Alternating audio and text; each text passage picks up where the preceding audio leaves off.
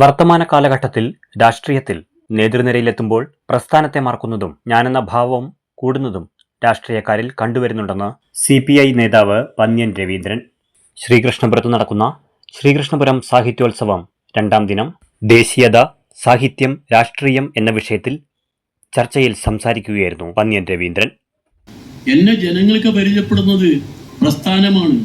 ആ പ്രസ്ഥാനമാണ് നമ്മൾ പലപ്പോഴും ഓരോരുത്തരും നേതൃസ്ഥാനത്തെത്തുമ്പം പ്രസ്ഥാനത്തെ നമ്മൾ മറന്നു പോകുന്നു. നമ്മളാകുക. പിന്നെ അവിടെയാ പ്രശ്നം. ഞാൻ എന്ന ഭാവം വളർന്നു വരുന്നു. അത് നമ്മളെ രാഷ്ട്രീയത്തിൽ ഇപ്പോൾ ഒരു അവമതിപ്പായി വരുന്നൊരു കാര്യമായതുകൊണ്ട് സൂചിപ്പിച്ചത് മാത്രമേ ഉള്ളൂ.